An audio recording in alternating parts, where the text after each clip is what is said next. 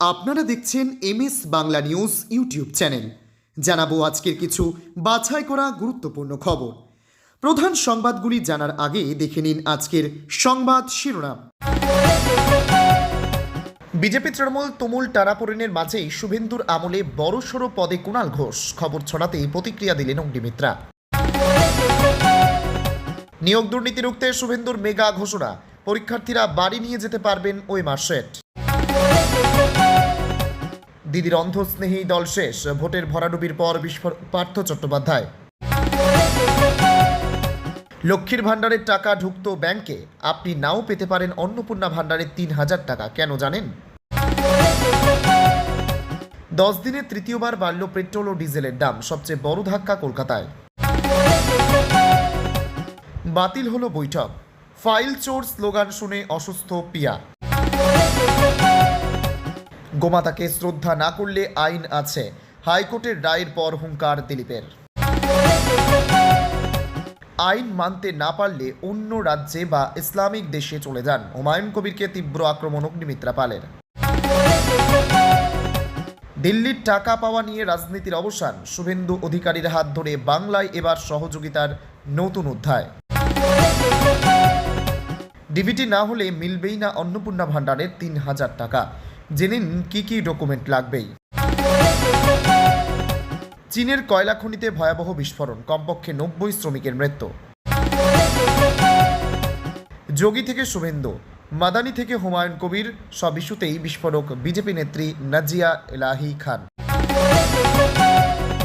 স্বাস্থ্যসাথী যারা পাচ্ছেন সবাই জুলাই থেকেই পাবেন আয়ুষ্মান ভারত কার্ড, ঘোষণা শুভেন্দুর। দুর্নীতির যোদ্ধার মুখোশ খুলে গেল, অদিতি দেবরাজের হয়ে সওয়াল করায় নাম না করে বিকাশকে কটাক্ষ কল্যাণের। যাদের জন্ম কংগ্রেসে, তৃণমূল নেতৃত্বকে ঘর ওয়াপসির ডাক হাত শিবিরের, জল্পনায় মমতার নামও।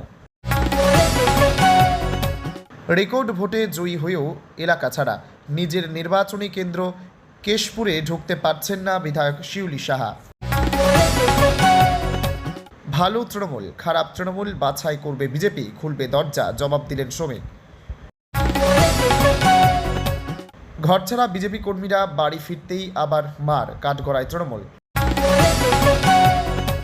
আত্মঘাতী তৃণমূল কাউন্সিলরের বিরুদ্ধে কদিন আগেই পোস্টার পড়ে এলাকায়, দখল করা জমি ফেরত চেয়ে চাওয়া হয় টাকাও। আজই নামছে তুমুল ঝড় বৃষ্টি, তালিকায় কোন কোন জেলা, জ্বালাপোড়া গরম থেকে ভরপুর স্বস্তি দক্ষিণবঙ্গে। প্রিয় দর্শক, এতক্ষণ শুনছিলেন সংবাদ শিরোনাম, এবার আসছি বিস্তারিত খবরে। ভিডিওটি ভালো লাগলে লাইক করুন এবং আমাদের ইউটিউব চ্যানেলটি সাবস্ক্রাইব করে আমাদের সঙ্গে থাকুন। বিজেপি তৃণমূল তুমুল টানাপোড়েনের মাঝেই শুভেন্দুর আমলে বড়সড় পদে কুণাল ঘোষ। খবর ছড়াতেই প্রতিক্রিয়া দিলেন অগ্নিমিত্রা। বিসি রায় শিশু হাসপাতালের রোগী কল্যাণ সমিতিতে গুরুত্বপূর্ণ পদে মনোনীত করা হয়েছে তৃণমূল বিধায়ক কুণাল ঘোষকে। এমন একটি খবর ছড়িয়ে পড়তেই তড়িঘড়ি বিষয়টি নিয়ে প্রতিক্রিয়া দিয়েছেন রাজ্যের পুরমন্ত্রী অগ্নিমিত্রা পাল। বিধানসভা নির্বাচন বা ভোট পরবর্তী উত্তপ্ত রাজনৈতিক পরিস্থিতির আবহে রাজ্যের শাসক ও বিরোধী শিবিরের মধ্যে যখন নানামুখী টানাপোড়েন চলছে, ঠিক সেই মুহূর্তে কুণাল ঘোষকে নিয়ে ছড়িয়ে পড়া একটি খবর ঘিরে রীতিমতো জল্পনা ছড়িয়েছে। বিধানসভা নির্বাচন বা ভোট পরবর্তী উত্তপ্ত রাজনৈতিক পরিস্থিতির আবহে রাজ্যের শাসক ও বিরোধী শিবিরের মধ্যে যখন নানামুখী টানাপোড়েন চলছে, ঠিক সেই মুহূর্তে কুণাল ঘোষের এই মনোনয়ন রাজনৈতিক ও প্রশাসনিক মহলে অত্যন্ত তাৎপর্যপূর্ণ বলে মনে করা হচ্ছে। চিকিৎসা মহলের একাংশের মতে বিসি রায় শিশু হাসপাতালে মাঝে মধ্যেই রোগীর অতিরিক্ত চাপ এবং পরিকাঠামোগত অভাব অভিযোগ সামনে আসে। বিশেষ করে মৌসুমি রোগের সময়ে বেডের অভাব বা রেফার রোগ নিয়ে সাধারণ মানুষ খুব নতুন কিছু নয়। এই পরিস্থিতিতে নতুন রোগী কল্যাণ সমিতি এবং কুণাল ঘোষের উপস্থিতি হাসপাতাল প্রশাসনের কাজের গতি বাড়াতে কতটা সাহায্য করে সেটাই এখন দেখার। বিরোধী দলগুলি অবশ্য এই মনোনয়নকে রুটিন প্রশাসনিক প্রতিক্রিয়া হিসাবেই দেখছেন, তবে লোকাল স্তরে এই রাজনৈতিক প্রভাব কতটা গভীর হয় তার উপর নজর রাখছে রাজনৈতিক মহল। নিয়োগ দুর্নীতি রুখতে শুভেন্দুর মেগা ঘোষণা, পরীক্ষার্থীরা বাড়ি নিয়ে যেতে পারবেন ওএমআর সেট। রাজ্যে সরকারি চাকরি নিয়োগ প্রক্রিয়ায় স্বচ্ছতা ফেরাতে একগুচ্ছ বড়সড় সংস্কারের ঘোষণা করলেন মুখ্যমন্ত্রী শুভেন্দু অধিকারী। শনিবার শিয়ালদহের রোজগার মেলায় যোগ দিয়ে তিনি সাফ জানিয়ে দেন, অতীতের সমস্ত ক্ষতে প্রলেপ দিয়ে এবার সম্পূর্ণ নতুনভাবে সাজানো হবে নিয়োগ প্রক্রিয়া। আগামী দিনে রাজ্যের সবকটি নিয়োগ সংস্থার সাথে বৈঠক করে এই রূপরেখা চূড়ান্ত করা হবে। পূর্বতন তৃণমূল সরকারের আমলে শিক্ষা থেকে শুরু করে পুরসভা নিয়োগ একের পর এক দুর্নীতি এবং তা নিয়ে আদালতের নজিরবিহীন হস্তক্ষেপের কথা স্মরণ করিয়ে দেন মুখ্যমন্ত্রী। পরীক্ষা শেষে সেই কপি প্রার্থীরা নিজেদের বাড়ি নিয়ে যেতে পারবেন। ফলে মূল মূল্যায়নের সাথে নিজেদের উত্তরের অসঙ্গতি থাকলে তা সহজেই ধরা পড়বে। নিয়োগের ইন্টারভিউ বা মৌখিক পরীক্ষায় কারচুপির সম্ভাবনা সবসময় বেশি থাকে। এই ফাঁকফোকর বন্ধ করতে ভাইবা বা ওরাল পরীক্ষার নম্বর এক ধাক্কায় অনেকটাই কমিয়ে আনার সিদ্ধান্ত নিয়েছে নতুন সরকার। শুধু তাই নয়, মৌখিক পরীক্ষার প্রাপ্ত নম্বর সরাসরি ওয়েবসাইটে প্রকাশ করা হবে, যাতে কোনো লুকোছাপা না থাকে। সামাজিক মাধ্যমে বা চিরকুটের মাধ্যমে বেআইনি নিয়োগের দিন শেষ বলে হুঁশিয়ারি দিয়েছেন মুখ্যমন্ত্রী। কেন্দ্রীয় সরকারের নিয়োগ কাঠামোর আদলেই এবার রাজ্যে স্বচ্ছ পরীক্ষা নেওয়া হবে বলে ইঙ্গিত দিয়েছেন তিনি। বিশ্লেষকদের মতে বিগত সরকারের পতনের অন্যতম প্রধান কারণ ছিল নিয়োগ কেলেঙ্কারি ও যুব সমাজের পুঞ্জীভূত ক্ষোভ। সেই ক্ষোভে প্রলেপ দিতে এবং তরুণ প্রজন্মের আস্থা ফিরে পেতেই ক্ষমতায় এসে দ্রুত এই সংস্কারের পথে হাঁটল নতুন সরকার। এর ফলে আগামী দিনে আইনি জটিলতা যেমন কমবে, তেমনি প্রকৃত যোগ্য প্রার্থীরা নিজেদের অধিকার ফিরে পাবেন বলেও মনে করা হচ্ছে। দিদির অন্ধ স্নেহেই দল শেষ, ভোটের ভরাডুবির পর বিস্ফোরক পার্থ চট্টোপাধ্যায়। তৃণমূলের বিপর্যয়ের আবহে এবার দলের অন্দরেই উঠল চরম বিদ্রোহের সুর। এককালের মমতার ছায়াসঙ্গী পার্থ চট্টোপাধ্যায়ের গলায় শোনা গেল নেত্রীর প্রতি তীব্র সমালোচনা। ভোটের ভরাডুবির দায় সরাসরি দলের হাইকমান্ডের ওপর চাপিয়ে একের পর এক বিস্ফোরক মন্তব্য করলেন তিনি। অভিষেকের নাম সরাসরি উল্লেখ না করলেও পার্থ চট্টোপাধ্যায় নিশানায় ছিলেন তিনি বলেন, মুকুল রায় থেকে শুভেন্দু অধিকারী, দলের বেশিরভাগ দক্ষ মুখ আজ অন্য দলে। তাদের আটকালো কে? একজনের জন্য সবাই চলে যাবে। এখানে দিদির বোধহয় অন্ধ স্নেহ ও অন্ধ ভালোবাসা কাজ করেছে। তার কথায়, দিদির একচ্ছত্র অনুগত থাকার প্রবণতায় দলের অন্যান্য নেতারা কোণঠাসা হয়ে পড়ছেন, যা দলের অস্তিত্বের জন্য বড় সংকট। কারাগারে বন্দী পার্থবাবু নিজের বর্তমান পরিস্থিতি নিয়েও আক্ষেপ করেন। তিনি জানান, দলের মধ্যে তাকে ব্রাত্য করে রাখা হয়েছে। তিনি আক্ষেপের সুরে বলেন, সবাইকে বলে দেওয়া হয়েছে আমার সঙ্গে দেখা না করতে। মুকুল দিয়ে যে ভাঙন শুরু হয়েছিল তা পার্থতে শেষ হয়েছে। তৃণমূলের অন্দরের এই ক্ষোভ যে আগামী দিনে রাজ্য রাজনীতিতে নতুন কোনো সমীকরণ তৈরি করতে পারে তা নিয়ে রাজনৈতিক মহলে জল্পনা তুঙ্গে। লক্ষ্মীর ভাণ্ডারের টাকা ঢুকতো ব্যাংকে, আপনি নাও পেতে পারেন অন্নপূর্ণা ভাণ্ডারের ৩,০০০ টাকা। কেন জানেন? লক্ষ্মীর ভাণ্ডারের উপভোক্তা হওয়া সত্ত্বেও কেন আপনি অন্নপূর্ণা ভাণ্ডারের ৩,০০০ টাকা পাবেন না? সরকারের নতুন যাচাই প্রক্রিয়া এবং বাদ পড়ার কারণগুলি বিস্তারিত জানুন। ১ জুন থেকে টাকা পাওয়ার জন্য আপনার করণীয় কী তা পড়ে নিন এখানে। সম্প্রতি এই নিয়ে বিজ্ঞপ্তি জারি করেছেন নারী ও শিশু উন্নয়ন ও সমাজ কল্যাণ দপ্তর। কারা কারা পাবেন ভাতা, কারা বাদ যাবেন, সবটাই স্পষ্ট করা হয়েছে। সরকার জানিয়েছে যে লক্ষ্মীর ভাণ্ডারের উপভোক্তারা স্বয়ংক্রিয়ভাবে অন্নপূর্ণা ভাণ্ডারের স্থানান্তরিত হবেন। তবুও বেশ কিছু কারণে অনেকের নাম তালিকা থেকে বাদ যেতে পারে। লক্ষ্মীর ভাণ্ডারের তালিকায় থাকা অনেক মহিলা যদি ইতিমধ্যেই মৃত্যুবরণ করেন, তবে তার নাম অন্নপূর্ণা ভাণ্ডারের তালিকা থেকে ছেঁটে ফেলা হবে। আবেদনকারীর নাম রাজ্যের অফিসিয়াল ভোটার তালিকায় থাকা আবশ্যক। ভোটার তালিকা থেকে নাম বাদ পড়লে বা ভোটার কার্ড না থাকলে তার আবেদন বাতিল হতে পারে। 50 দিনে তৃতীয়বার বাড়ল পেট্রোল ও ডিজেলের দাম। সবচেয়ে বড় ধাক্কা কলকাতায়। আন্তর্জাতিক বাজারে অস্থিরতা এবং পশ্চিম এশিয়ার সংঘাতের জেরে দেশের বাজারে আবারও বড় ধাক্কা খেল জ্বালানি তেল। মাত্র 10 দিনের ব্যবধানে এই নিয়ে তৃতীয়বার পেট্রোল ও ডিজেলের দাম বাড়ল। রাষ্ট্রায়ত্ত তেল সংস্থাগুলোর নতুন সিদ্ধান্ত অনুযায়ী শনিবার থেকেই দেশজুড়ে কার্যকর হয়েছে বর্ধিত এই মূল্য। জ্বালানির এই দফায় দফায় দাম বৃদ্ধির ফলে সবচেয়ে বেশি বিপাকে পড়েছেন মহানগরের সাধারণ মানুষ। গত 15 মে থেকে শুরু করে এই 3 দফায় পেট্রোল ও ডিজেলের দাম লিটার প্রতি প্রায় 5 টাকা পর্যন্ত বেড়ে গিয়েছে। তেল সংস্থাগুলির স্পষ্ট বক্তব্য, পশ্চিম এশিয়ায় চলতে থাকা দীর্ঘস্থায়ী সংঘাতের সরাসরি প্রভাব পড়েছে আন্তর্জাতিক অপরিশোধিত তেলের বাজারে। আমদানি খরচ উল্লেখযোগ্যভাবে বেড়ে যাওয়ার কারণে এই মূল্যবৃদ্ধির সিদ্ধান্ত নিতে হয়েছে। তবে সাধারণ মানুষের কথা মাথায় রেখে এক ধাক্কায় বড় অঙ্কের টাকা না বাড়িয়ে ধাপে ধাপে দাম বাড়ানোর পথেই হাঁটছে সংস্থাগুলো। এই ধারাবাহিক মূল্যবৃদ্ধির ফলে দেশীয় অর্থনীতি এবং সাধারণ মানুষের পকেটে বড় ধরনের নেতিবাচক প্রভাব পড়ার আশঙ্কা তৈরি হয়েছে। জ্বালানির দাম বাড়ার সঙ্গে সঙ্গেই পণ্য পরিবহন খরচ বৃদ্ধি পাবে, যারা সরাসরি প্রভাব পড়বে নিত্য প্রয়োজনীয় জিনিসপত্রের বাজার দরের ওপর। ব্যবসায়ী মহল ইতিমধ্যেই পণ্য পরিবহন খরচ বাড়ার আশঙ্কায় গভীর উদ্বেগ প্রকাশ করেছে। অর্থনীতিবিদদের একাংশের মতে আন্তর্জাতিক পরিস্থিতি স্বাভাবিক না হলে এবং পশ্চিম এশিয়ার সংঘাত দীর্ঘস্থায়ী হলে আগামী দিনেও জ্বালানির বাজারে এই অস্থিরতা বজায় থাকবে, যা সামগ্রিক মূল্যস্ফীতিতে আরও উস্কে দিতে পারে। বাতিল হলো বৈঠক, ফাইল চোর স্লোগান শুনে অসুস্থ পিয়া। শুক্রবারও এম্পার অফিসে অশান্তি চলল। এদিন একটি বৈঠক হওয়ার কথা ছিল অফিসে, কিন্তু বৈঠক শুরু হওয়ার কিছুক্ষণের মধ্যেই সমস্যা তৈরি হয়। বর্তমান সভাপতি প্রিয়া সেনগুপ্তের পদত্যাগের দাবিতে সরব হন বাকি সদস্যরা, যার পরিপ্রেক্ষিতে রীতিমতো রণক্ষেত্র রূপ ধারণ করল এম্পার অফিস। শুক্রবার মিটিং ছেড়ে মাঝপথে ফাইল নিয়ে বেরিয়ে যান প্রিয়া। সংবাদ মাধ্যমের সামনে তিনি অভিযোগ করেন বৈঠকে বাইরের লোক আনা হয়েছে। রীতিমতো তার দিকে তেড়ে গিয়েছেন সকলে। এম্পায়ার অফিস কোনো পার্টি অফিস নয় যেখানে যখন তখন বাইরের লোক ঢুকে যাবে। এরপরেই ঘটনা অন্যদিকে মোড় নেয়। পরবর্তী সময়ে যখন পুলিশের উপস্থিতি আবার মিটিং শুরু হয়, তখন অস্থায়ী সভাপতি পদে রতন সাহার নাম উঠে আসে, কিন্তু সেটা মানতে নারাজ হন বর্তমান সভাপতি পিয়া। তিনি দাবি জানান গণতন্ত্র পদ্ধতিতে তিনি নির্বাচিত হয়েছেন, তাই গণতন্ত্র পদ্ধতিতেই তাকে সরানো হবে। এরপরেই তিনি আইনের পথে হাঁটার হুমকি দেন।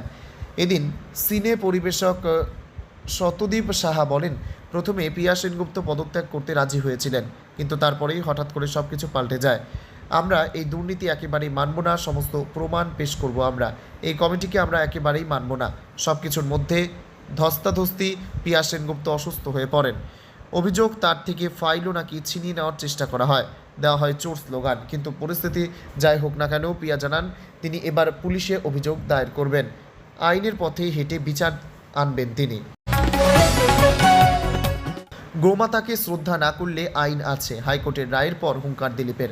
বকরি ঈদে প্রকাশ্যে রাস্তায় গরু কুরবানি দেওয়ার ওপর নিষেধাজ্ঞা জারি করেছে কলকাতা হাইকোর্ট। আদালতের এই ঐতিহাসিক পর্যবেক্ষণ ও রায়কে কেন্দ্র করে যখন রাজ্য রাজনীতি তোলপাড়, ঠিক তখনই এ প্রসঙ্গে অত্যন্ত কড়া প্রতিক্রিয়া দিলেন রাজ্যের বর্তমান পঞ্চায়েত মন্ত্রী দিলীপ ঘোষ।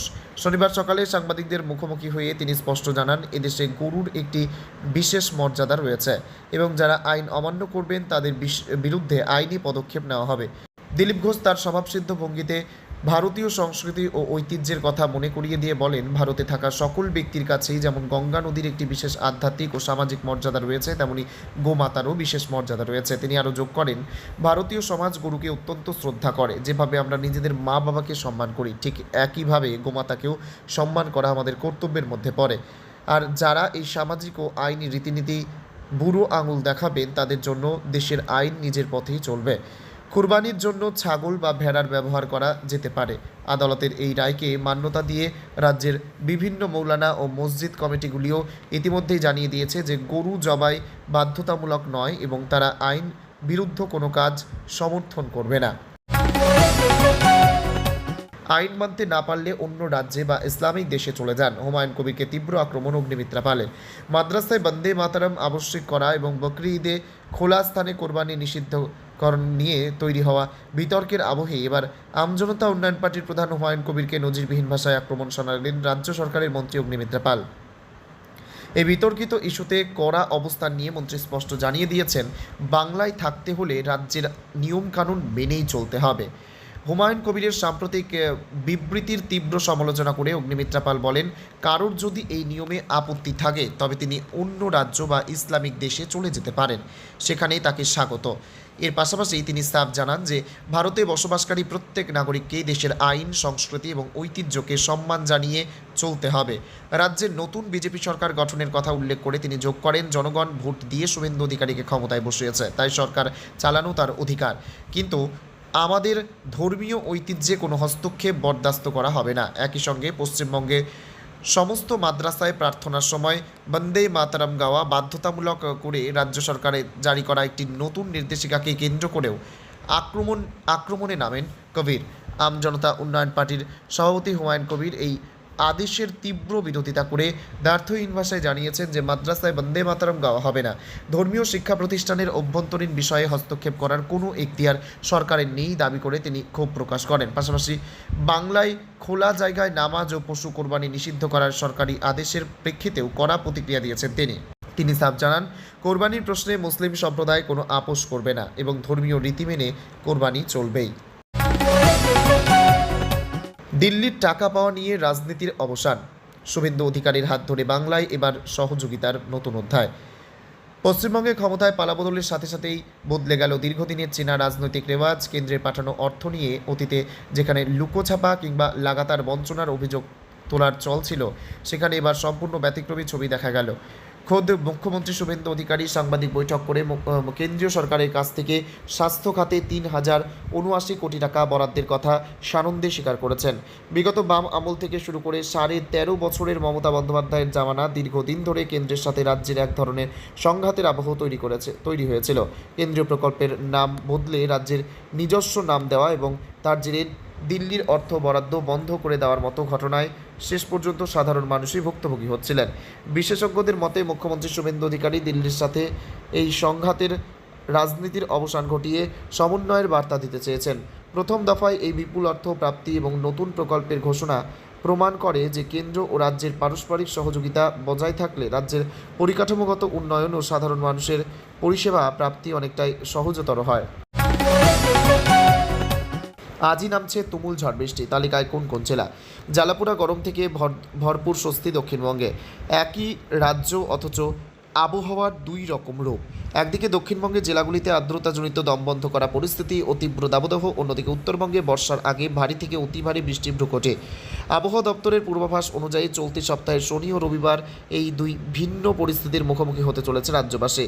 শনিবার সকালে হাওয়া অফিসের বুলেটিন বলছে, গাঙ্গেয় পশ্চিমবঙ্গ যখন ঘামের বন্যায় ভাসছে, ঠিক তখনই হিমালয় সংলগ্ন উত্তরবঙ্গের জেলাগুলি জলমগ্ন হওয়ার আশঙ্কা দিন কাটাচ্ছে। তবে এই বৃষ্টিতে সাময়িক স্বস্তি মিললেও গরম কমার কোনো সম্ভাবনা নেই। উল্টে বৃষ্টি থামার পর বাতাসে আর্দ্রতার পরিমাণ একলাফে বেড়ে যাবে, ফলে ভ্যাপসা গরমের দাপট আরও কয়েক গুণ বৃদ্ধি পাবে, যা আমজনতার অস্বস্তির চরমে নিয়ে যাবে। বৃষ্টির এই পূর্বাভাসের মাঝেই আবহাওয়া দপ্তর স্পষ্ট করেছে যে পশ্চিম বর্ধমান, বাঁকুড়া, পুরুলিয়া, পশ্চিম মেদিনীপুর এবং ঝাড়গ্রাম দিনের বেলায় আবহাওয়া অত্যন্ত গরম এবং অস্বস্তিকর থাকবে। তীব্র আর্দ্রতার কারণে লু না বইলেও শরীর টেকা দায় হবে।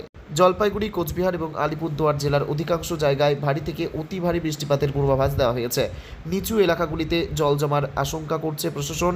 ধসপ্রবণ দার্জিলিং ও কালিম্পং জেলার দু একটি জায়গায় ভারী বৃষ্টি হতে পারে। পর্যটক এবং স্থানীয় বাসিন্দাদের সতর্ক থাকার পরামর্শ দেওয়া হয়েছে। বৃষ্টির পাশাপাশি উত্তরবঙ্গের সমস্ত জেলাতেই ঘন্টায় 40 থেকে 50 কিলোমিটার বেগে দমকা ঝোড়ো হাওয়া বইতে পারে।